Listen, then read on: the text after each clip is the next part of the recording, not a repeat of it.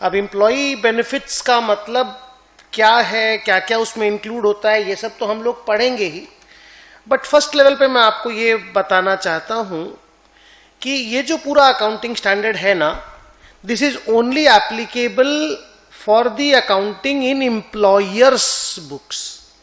मतलब employee benefits which are being paid by the employer needs to be accounted in the books of the employer, ये वाला portion को AS 15 cover करेगा।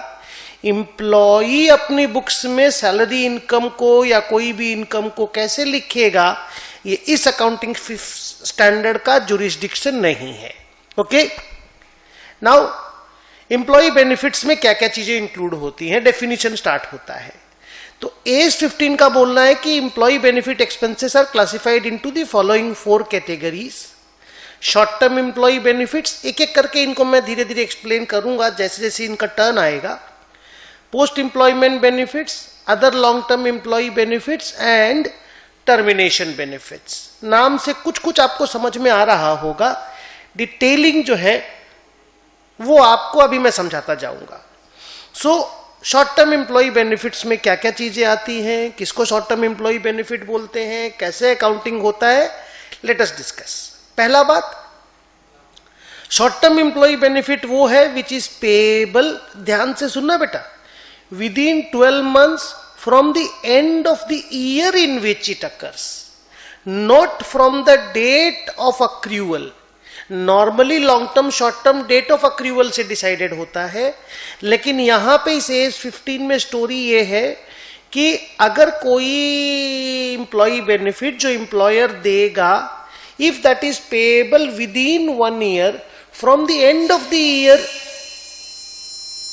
in which it accrues, one sec, हाँ जी, even if it is payable at the end of the year, I mean it is payable 1 year, within 1 year from the year of accrual, we will call it a short term employee benefit। उसको समझाता हूं कि मान लो 23-24 financial year है और इसमें क्या है, इसके अप्रैल महीना में किसी एम्प्लॉई का सैलरी अक्रू हो रहा है अप्रैल में, तो वो शॉर्ट टर्म है कि लॉन्ग टर्म है, इस बात से डिसाइडेड होगा कि ये साल जब खत्म हो रहा है, 24 मार्च को खत्म हो रहा है, उसके बाद एक साल 25 मार्च, तो अगर 25 मार्च के पहले माने 31 मार्च 2025 के पहले अगर ये सैलरी पेएबल है तो शॉर्ट टर्म है, और उसके बियॉन्ड अगर ये सैलरी पेएबल है तो लॉन्ग टर्म है। तो आप प्रिसाइजली अगर बोलो ना तो 23 महीना का ड्यू को भी शॉर्ट टर्म में डाला जा रहा है, अगर आप केयरफुली समझे तो, और नहीं तो इजी लैंग्वेज में जो मैंने लिखा हुआ वो तुम्हारे सामने है। आगे अब क्योंकि विद इन 12 मंथ की स्टोरी है, तो इन्होंने साफ साफ बोला कि भाई कोई भी शॉर्ट टर्म एम्प्लॉई बेनिफिट का प्रेजेंट वैल्यू नहीं निकलेगा, भले वो 23 महीना है, पर ये लोग 12 महीना को ही फोकस कर रहा है वहां पे, और वो लोग बोलता है हम लोग 12 महीना ही मानेंगे इसको, क्योंकि हम लोग के लिए year and is the year of accrual. तो ये लोग बोलता है पीवी नहीं निकलेगा, but long term employee benefit और पोस्ट एम्प्लॉयमेंट बेनिफिट्स वगैरह का, या anything that is payable beyond 12 months from the year of accrual अगर हुआ तो उसका प्रेजेंट वैल्यू निकलेगा। Otherwise short term employee benefit में पीवी टेक्निक यूज करने की जरूरत नहीं है। आगे क्या क्या आता है शॉर्ट टर्म एम्प्लॉई बेनिफिट में, सैलरीज एंड वेजेस, कॉम्पनसेटेड एब्सेंसेस जिसको लीव सैलरी हम कहते हैं, एंड प्रॉफिट शेयरिंग बोनस। नाम से इजीली समझ में आ रहा है, आगे चलते हैं। सैलरीज एंड वेजेस का अकाउंटिंग कैसे होता है, फाउंडेशन 11th 12th 10th जब पहली बार पेपर पकड़े अकाउंट्स लिखने के लिए तब से पढ़ रहे हो। It is an expense, PL में डेबिट होगा। इट इज ए लायबिलिटी क्योंकि पेमेंट करना है।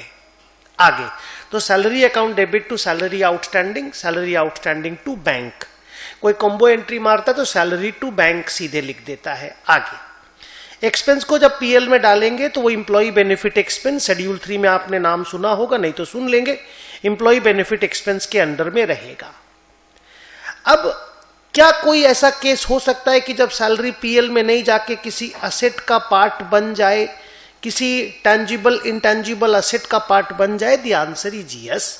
इफ दैट पर्सन जिसको हम सैलरी पे कर रहे हैं, he is working for the construction of that particular capital asset, तो फिर that salary instead of going to P&L will form part of cost of the asset. माने salary to cash करने के बाद हम बिल्डिंग टू सैलरी करेंगे, PL to salary नहीं करेंगे अगर उस बंदे की वो सैलरी उस पीरियड में पे हो रही है जिस पीरियड में वो बंदा एसेट कंस्ट्रक्शन के काम में जुड़ा हुआ था। आगे